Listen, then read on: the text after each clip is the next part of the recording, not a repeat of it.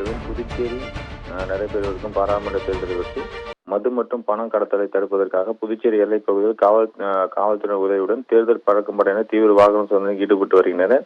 இந்த நிலையில் பார்த்தீங்கன்னா புதுச்சேரி திண்டிவனம் சாலைகள் ஜிக்மர் எல்லை பகுதியில் வாகன அதாவது உதவி தேர்தல் அதிகாரி யஸ்வந்தையா தலைமையில் தேர்தல் துறையினர் பறக்கும் படையினர் காவல்துறையினரும் சோதனைக்கு ஈடுபட்டு வந்தனர். அவ்வழியே ஸ்டேட் பேங்க் ஆஃப் இந்தியாவுக்கு ஏடிஎம் பணம் எடுப்பதற்காக சிஎம்எஸ் அந்த வாகனத்துல இந்த தனியார் நிறுவனத்தை வாகனத்தை நிறுத்தி சோதனை செய்தனர். இதுல கோடிக்கணக்கில் பணம் கட்டுக்கட்டாக 500 நோட்டு புதிய பழைய தாளும் இருப்பது தெரிய வந்தது.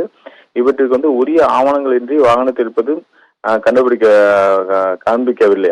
அந்த ஊழியர்கள் காண்பிக்கவில்லை. வைத்திருந்த பணம் ரெசிப்டில் ஜனவரி மாதம் 21ஆம் தேதி பணம் எடுத்ததற்கான ஆதாரம் இருந்தது.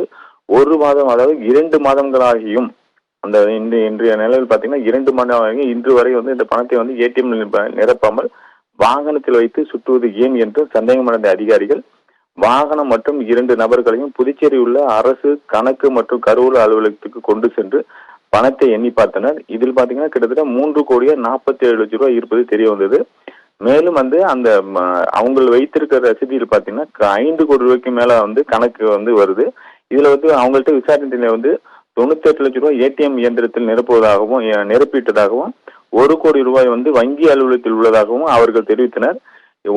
இதெல்லாம் பாத்தீங்கன்னா ஒட்டுமொத்தமாக 5 கோடி ரூபாய்க்கு மேல பரிமாற்றம் செய்ய இருந்த நிலையில் ஆவணங்கள் எதுவும் இல்லாத காரணத்தினால சந்தேகமடைந்த அதிகாரி இந்த பணத்தை நேற்று இரவு அந்த கருவூலத்தில் வைக்கப்பட்டு இன்று வருமானத்துறை அதிகாரிகள் மற்றும் உரிய அவங்களை அனுப்பி அது விசாரணை நடத்தி அந்த தனியார் நிறுவனம் விசாரணை நடத்தப்படும். ஆவணங்கள் இருந்த முறையா இருந்ததுன்னா அவங்கள்ட்ட ஒப்படைக்கப்படும். இல்லைன்னா இதை உரிய நடவடிக்கை எடுக்கப்படும் எஸ்ஐஎன்டி தேர்தல் நடத்தும் அதிகாரி சொல்லியிருக்காரு பிரவீன்.